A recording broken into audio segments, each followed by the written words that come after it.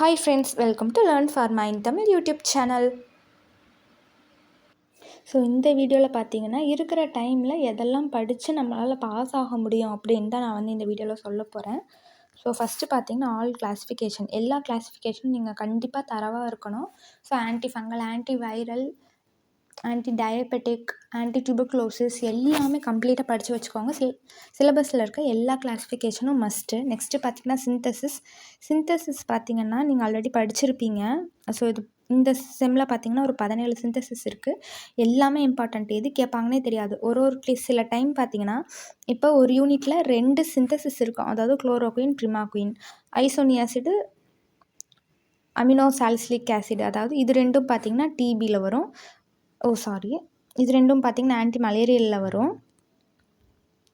So இது ரெண்டும் பார்த்திங்கன்னா ஆன்டி டிபியில் வரும். ஸோ இந்த மாதிரி ஒரு யூனிட்டில் 2 சிந்தசிஸ் இருந்துச்சுன்னா அதை வந்து அப்படியே 10 மார்க்கில் கேட்டுருவாங்க. ஸோ ஒரு யூனிட்டில் 2 சிந்தசிஸ் இருக்குது, அதை விடாமல் படிங்க. ஒரு யூனிட்டில் ஒரு சிந்தசிஸ் இருக்குது, அதை வந்து 5 மார்க்கில் கேட்பாங்க.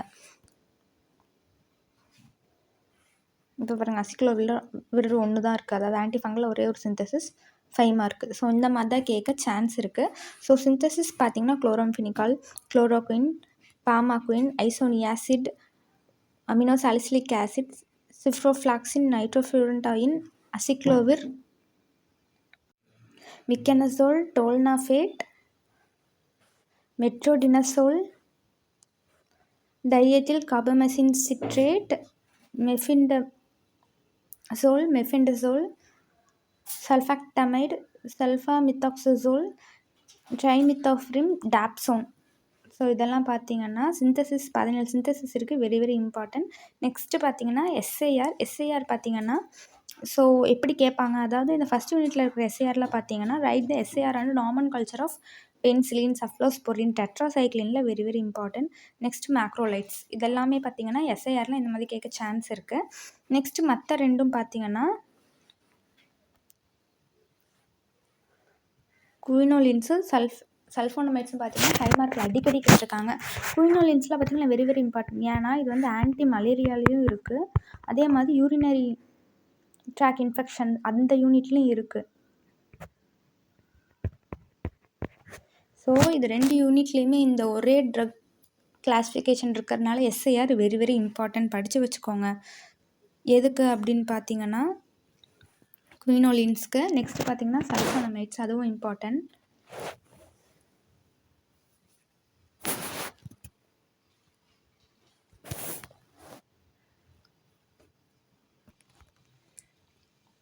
சிந்தசிஸ்க்கு அடுத்து பார்த்திங்கன்னா நம்மளுக்கு டீக்ரடேஷன் வந்து வெரி வெரி இம்பார்ட்டன்ட். அதாவது பென்சிலின், சஃப்ளோஸ்போரின் டீக்ரடேஷன் வந்து நிறைய டைம் கொஷின் பேப்பரில் கேட்டிருக்காங்க. ஸோ அதனால் டீக்ரடேஷன் படித்து வச்சுக்கோங்க. நெக்ஸ்ட்டு பார்த்திங்கன்னா 5th unit. So synthesis, SIR, degradation இதெல்லாம் கம்ப்ளீட் பண்ணிட்டீங்கன்னா 5th யூனிட் வந்துடுங்க. 5th யூனிட்டில் ஒரு கொஷின் கூட விட்டுறாதீங்க. ஏன்னு பார்த்தீங்கன்னா 5th யூனிட் இல்லாமல் கொஷின் பேப்பரே இருக்காது. கண்டிப்பாக 5th யூனிட் ஒன்று 10 மார்க்லேயாவது இருக்கும், 5 மார்க்லேயாவது இருக்கும். நீங்கள் இதை மட்டும் படிச்சிங்கனாலே கண்டிப்பாக பாஸ் ஆகிடலாம். ஸோ பாருங்கள், physico chemical properties used in the quantitative structure activity relationship அப்படின்னு மொத்தமாக 10 மார்க்கில் கேட்டுருவாங்க. அப்படி கேட்டுட்டாங்கன்னா நீங்கள் என்னென்ன எழுதணும்னா partition coefficient, ஹேமட் electronic parameter, staff static parameter, hands analysis அப்படியும் கேட்பாங்க. அப்படி இல்லைன்னா இந்த 4ஐயும் ஏதாவது ஒரு 5 மார்க்கில் கேட்க சான்ஸ் இருக்குது. ஹேண்ட்ஸ் அனலைசிஸ்லாம் நிறையா டைம் 5 மார்க்கில் கேட்டிருக்காங்க. ஸோ இந்த மாதிரி 5 மார்க்லேயும் தனியாக கேட்பாங்க. 10 மார்க்கில் மொத்தமாக குவான்டிடேட்டிவ் ஸ்ட்ரக்சர் ஆக்டிவிட்டி ரிலேஷன்ஷிப்பில் என்னெல்லாம் நம்ம வச்சு எடுக்கிறோம் அப்படின்ட்டு மொத்தமாக 10 மார்க்லேயும் கேட்டுருவாங்க. ஸோ இந்த கொஷினுக்கு வந்து பார்த்திங்கன்னா நிறையா வாய்ப்பு இருக்குது. நெக்ஸ்ட்டு வந்து concept application of combinatorial chemistry. So concept அப்ளிகேஷனில் காம்பிட்டோரியல் கெமிஸ்ட்ரி நீங்கள் MC3 வந்து இந்த செம்மில் தான் லாஸ்ட்டாக படிக்க போகிறீங்க. அதனால் இதெல்லாம் வந்து நல்லா டெப்த் கான்செப்ட் உங்களுக்கு எம்ஃபார்ம் வரைக்கும் யூஸ் ஆகும். ஸோ அதனால் இந்த கொஷின்லாம் வந்து 5 மார்க்லையும் 10 மார்க்லையும் அடிக்கடி கேட்க சான்ஸ் இருக்குது. ஸோ காம்பிட்டோரியல் கெமிஸ்ட்ரியில் பார்த்தோம்னா solid phase and solution phase synthesis very very important. கண்டிப்பாக படிச்சு வைங்க. 5 மார்க் 10 மார்க்கில் வாய்ப்பு இருக்குது. நெக்ஸ்ட்டு வந்து இப்போ இம்பார்ட்டன்ட் 5 மார்க் பார்த்தோம்னா ஃபார்மகோபோர் மாடலிங்கும் டாக்கிங் டெக்னிக்கும் அடிக்கடி கேட்குறாங்க. ஏன் இதெல்லாம் கேட்குறாங்கன்னா இதெல்லாம் இப்போ வந்து க்ரோ ஆகிட்டுருக்க டெக்னிக்ஸ். ஸோ கெமிஸ்ட்ரியில் அதெல்லாம் இதை வந்து அப்போ தான் நம்ம கேட்டால் தான் ஸ்டூடெண்ட்ஸ் படிப்பாங்க, அதை பற்றி அவங்களுக்கு நாலேஜ் இருக்கும் அப்படின்றதுக்காக தான் இவங்க இந்த மாதிரி கொஷின்ஸ்லாம் கேட்க நிறையா வாய்ப்பு இருக்குது. ஸோ நீங்கள் எப்படி வந்து கெமிஸ்ட்ரியில் சிந்தசிஸ் எஸ்ஏஆருக்கு ஈக்குவல் தரீங்களோ அதே ஈக்குவல் நீங்கள் வந்து இந்த 5th யூனிட்டுக்கு தந்தே ஆகணும். ஏன்னா இதுலேருந்து கண்டிப்பாக கொஷின் வர வந்து சான்ஸ் இருக்குது.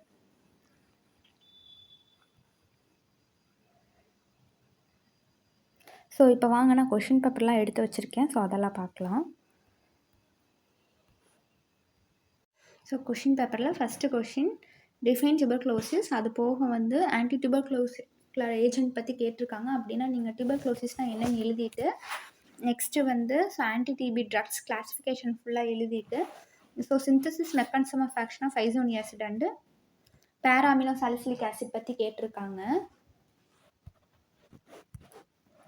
நெக்ஸ்ட் கொஷின் பாருங்கள். So solid phase synthesis and application of combinatorial chemistry கேட்டிருக்காங்க 10 மார்க்கில். நெக்ஸ்ட்டு வந்து nomenclature classification and structure active relationship of tetracycline 10 மார்க்கில் கேட்டிருக்காங்க. 5 மார்க்கில் பாருங்கள் classification of antiviral agent, write a, brief note and beta lactamase inhibitor very very important. So சல்பாக்டம் இருக்கும், அதுக்கப்புறம் கிளாவோனிக் acid, டெசோபாக்டம், இதெல்லாம் பார்த்தீங்கன்னா பீட்டா லாக்டமேஸ் இன்ஹிபிட்டர் அடிக்கடி கேட்டுகிட்டே இருப்பாங்க. எந்த யூனிட் வந்து சின்ன யூனிட் வெறும் 3 ட்ரக் தான் இருக்குன்னா அந்த ட்ரக்கெல்லாம் கண்டிப்பாக படித்து வச்சுக்கோங்க. ஏன்னா அந்த 3 ட்ரக் அப்படியே சேர்த்து அவங்க 5 மார்க்கில் கேட்க கூட சான்ஸ் இருக்குது. Various approaches used in drug design, synthesis of trimethoprim and டாப்சோன்.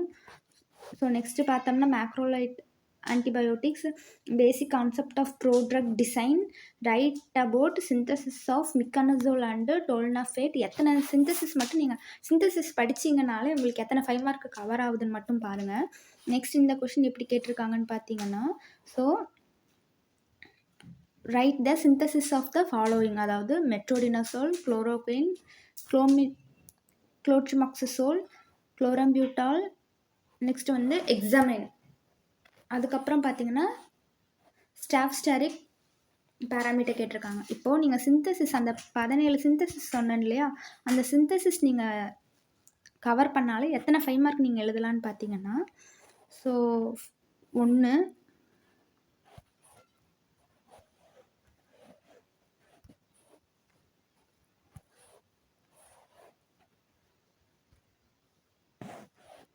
ஒரு 5 மார்க் எழுதலாம். நெக்ஸ்ட்டு பாருங்கள் 2. ஸோ இதுலேயே 10 மார்க் ஆச்சா. நெக்ஸ்ட்டு பார்த்தீங்கன்னா ஸோ 5th யூனிட் படித்தா ஒரு 5 மார்க் எழுதலான்னு சொன்னேன்னா ஸோ அது போக இங்கே ஒரு ப்ளஸ் ஒரு 5 மார்க் இருக்குது. நெக்ஸ்ட்டு கிளாஸிஃபிகேஷன் இருக்குது. ஸோ இதுலேயே உங்களுக்கு 20 மார்க் ஆச்சு.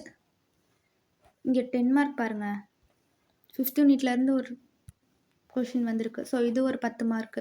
ஸோ அங்கேயே 20 மார்க், இங்கே ஒரு 30 மார்க். 2 மார்க்கில் ஏதாவது நீங்கள் 1, 2 கரெக்டாக இருந்தால் கூட நீங்கள் 35 மார்க் நீங்கள் வந்து கண்டிப்பாக பாஸ் ஆகிடலாம்.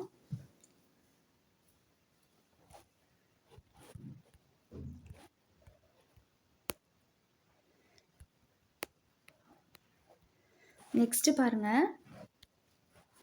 ஸோ சிந்தசிஸ்லேருந்து உங்களால் 10லேருந்து 15 மார்க் உங்களுக்கு கன்ஃபார்மாக சிந்தசிஸில் இருக்குது. எஸ்ஐஆர் 10 மார்க்கில் கேட்டாங்கன்னா அதுவும் எழுதிடலாம். அதே மாதிரி 5th யூனிட்லேருந்து கண்டிப்பாக ஒரு 5 மார்க்கில் 10 மார்க் வரும். நீங்கள் இது மட்டும் படித்தாலே போதும், அழகாக எம்சி பாஸ் பண்ணிடலாம். இருக்கிறதுல MC3 தான் ரொம்ப ரொம்ப ஈஸி எனக்கு தெரிஞ்சு. ஏன்னா 1, 2லலாம் கசன்னு நிறைய ஸ்ட்ரக்சர்ஸ் அண்டு சிந்தசிஸ் இருக்கும். பட் MC3 தான் இருக்கிறதுலே ரொம்ப ஈஸி. ஏன்னா இங்கே வந்து கெமிஸ்ட்ரி, அதாவது ஈக்குவேஷனுக்கு ஈக்குவலாக எது கேட்குறாங்கன்னா தியரி போர்ஷன் 5th யூனிட் கேட்பாங்க. 5th யூனிட் கண்டிப்பாக படிங்க. நெக்ஸ்ட்டு பாருங்கள் 2 மார்க்கில் partition coefficient, molecular docking, write the structure and use of methenamine, write the structure of amantadine HCl, அதாவது ஆன்டி ஹெல்மெந்திக்ஸ் கேட்டிருக்காங்க. So pharmacophore modelling, antifungal agent, combinatorial chemistry, structure and uses of quinine sulphate, mechanism of action of erythromycin. So இதெல்லாம் பார்த்தீங்கன்னா 2 மார்க்கில் கேட்டிருக்காங்க. Next பாருங்கள், next question paper பார்த்தீங்களா, எஸ்ஐஆர்லேருந்து ஒரு question வந்துருச்சு. ஸோ எஸ்ஐஆர் ஆஃப் சல்ஃபோனமைட்ஸ், அதாவது கெமிஸ்ட்ரி கிளாஸிஃபிகேஷன், அதுக்கப்புறம் எஸ்ஐஆர் ஆஃப் சல்ஃபோனமைட்ஸ் கேட்டுட்டாங்க. ஒரு கொஷின் நம்ம அட்டன் பண்ணலாம். நெக்ஸ்ட்டு பாருங்கள்.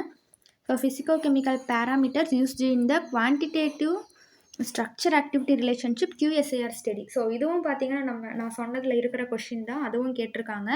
Norman culture, classification and degradation of penicillin. இதுவுமே அதாவது நான் சொன்னதை மட்டும் நீங்கள் படிச்சிருந்தீங்கன்னா இந்த 3 10 மார்க்குமே உங்களுக்கு தெரிகிற மாதிரி தான் இருக்கும். இதில் நீங்கள் ஏதாவது நல்லா தெரிஞ்ச 2 10 மார்க் எழுதுகிற மாதிரி தான் இருக்கும். ஸோ நெக்ஸ்ட்டு கீழே வாங்க பாருங்கள். ஃபார்மகோர் மாடலிங் கேட்டிருக்காங்க. SAR ஆஃப் குயினோலின்ஸ் கேட்டுட்டாங்க. சிந்தசிஸ் ஆஃப் குளோராம்ஃபெனிகால் கேட்டிருக்காங்க. நெக்ஸ்ட்டு வந்து இந்த define classify the drugs used in UT infection கேட்டிருக்காங்க. இது நீங்கள் தெரிஞ்சால் எழுதலாம், அப்படி இல்லைன்னா விட்டுறலாம். நெக்ஸ்ட்டு எப்பயுமே இந்த மாதிரி ஒரு 5 ட்ரக்கு கொடுத்து அதில் ஒரு ஸ்ட்ரக்சர் கேட்பாங்க. MC3 பொறுத்தளவுக்கு கீட்டோகெனசோல், அசிக்ளோவிர், பைரசினமைடு, தயோபெண்டோசோல், சல்ஃபோமித்தாக்சிசோல். தெரிஞ்சால் எழுதுங்க, இல்லைன்னா விட்டுருங்க. So aminoglycosides கேட்டுட்டாங்க.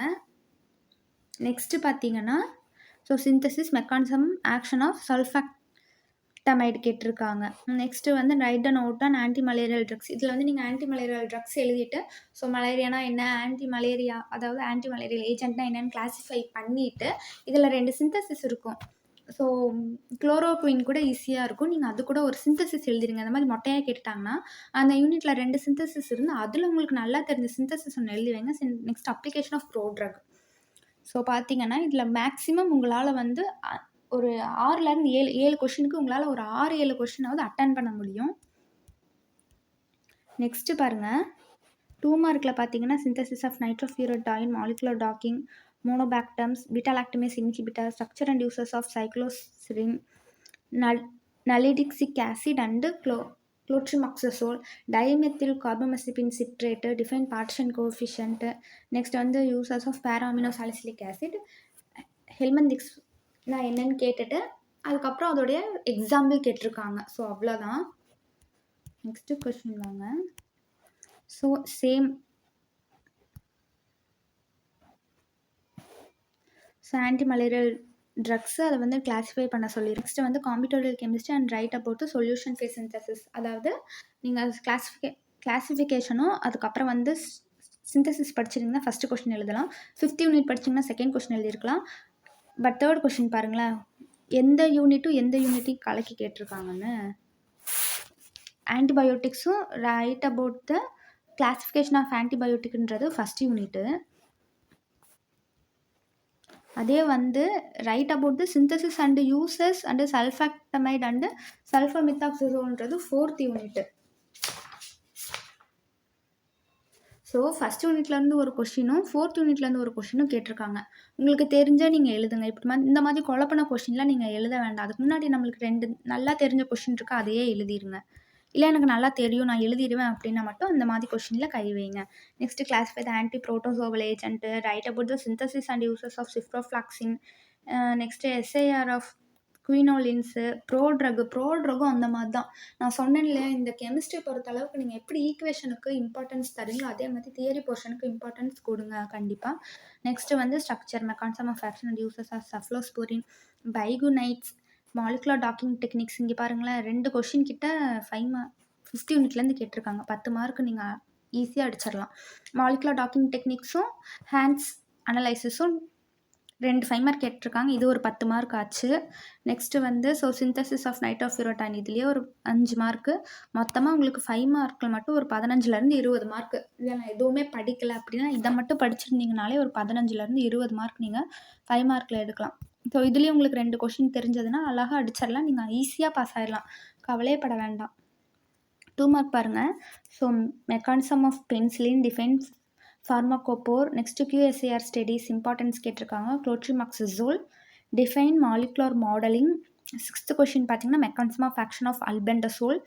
Structure and use of dapsone வந்து வெரி வெரி இம்பார்ட்டன்ட், நல்லா படித்து வச்சுக்கோங்க. ஏன்னா அதை லிப்ரஸிக்கு யூஸ் ஆகிற ட்ரக் இல்லையா, ஸோ அதனால் டாப்சோன் எப்பயுமே இம்பார்ட்டன்ட் தான். Next 8th question anti protozoal agents, write a note on sulphones. 10th பார்த்தோம்னா ஸ்ட்ரக்சர் ஆஃப் மெட்ரோடினசோல். ஸோ இதெல்லாம் பார்த்தீங்கன்னா உங்களுக்கு கொஷின் பேப்பர்.